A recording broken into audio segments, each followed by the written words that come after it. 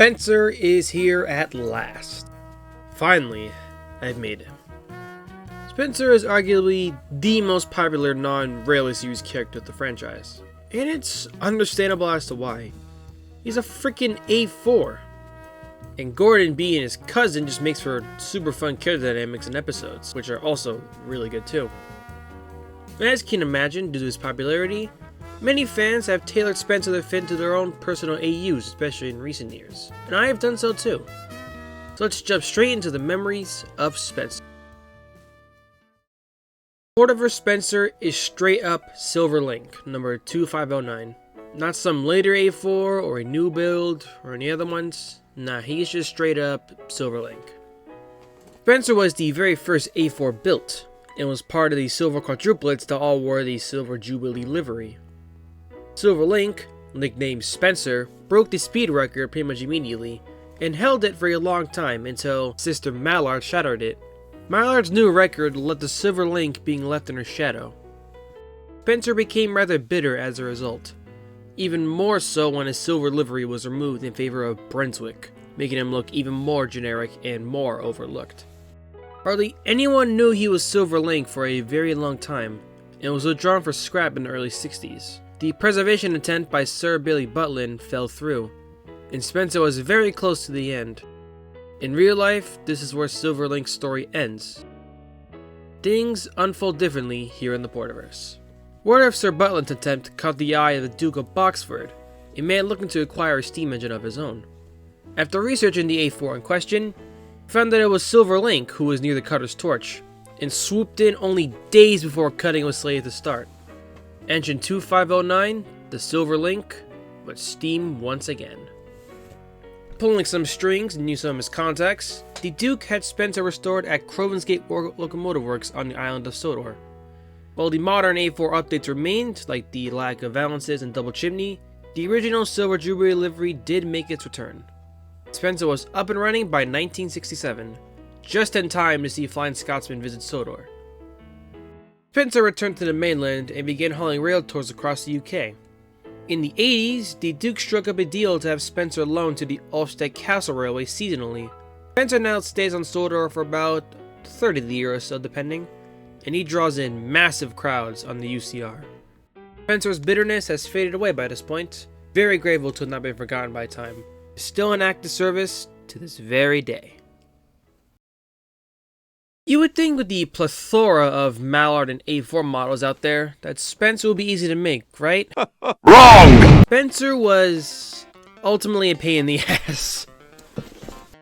So going into this project, I was dead set on using a modernized A4 with the double chimney and the lack of valances. So I searched endlessly for a good candidate, and I finally found one on eBay for a good price, and located domestically. And I am not paying those tariffs, FDT. This is an older Mallard model, I believe from the 70s, and is also tender driven. It ran pretty well, but it was a bit dirty, so I did a little cleanup before painting. I first did my primer coat, and then searched endlessly for a proper shaded gray to use. I did a few paint tests, and then a lot more research. And I eventually found out that, you're not going to believe this, Hornby's A4 silver livery is completely different from real life. Like, they're way off. This led to some issues for me, as I wanted them all to look accurate, while also meshing with other models as well. But didn't want it to look super out of place if I were to put it next to like a standard, bog standard silver A4 like Silver Fox for example, or as the colors look kind of off. I also wanted it to look kind of like the real life counterpart as well, so I just did a bunch of paint mixing with my Albarrel acrylics to find a middle ground. And I eventually found that Albarrel's Granite Gray mixed with their black makes for a decent midway point between the IRL and model shades for Silver Jubilee. Although I would highly recommend putting a paint thinner in here before brushing it on or painting it, as white acrylic paints are notoriously gloppy and are just so hard to work with. And if you thought finding the main color was hard, the valance color was super hard to get right. The real-life Silver Jubilee accent color is like this sand blue shade, and on the Hornby models it's just a dark gray. I wanted a good contrast between the two, but I also didn't want to keep them all just one gray color. I find that kind of boring. And so I went for the middle ground between the two shades once again. Using Owlbarrel's Timeless Gray, Owlbarrel's Black, and Cobalt Hue, I managed to strike the right balance. And the valances looked really good now.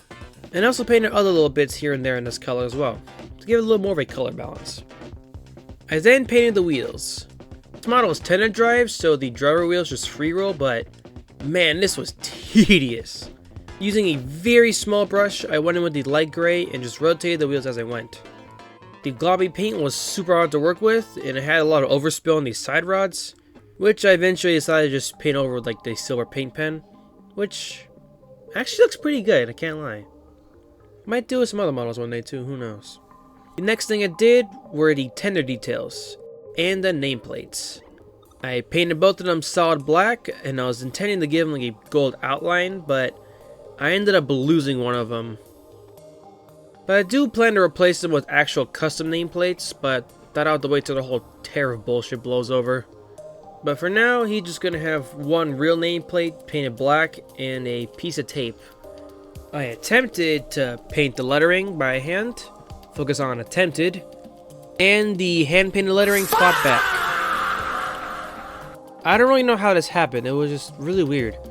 It rubbed clean off without damaging the main white coat. To me, this felt like a sign that just not made the lettering at all. And so I just pivoted to doing tender lighting, as seen on the TV series Spencer.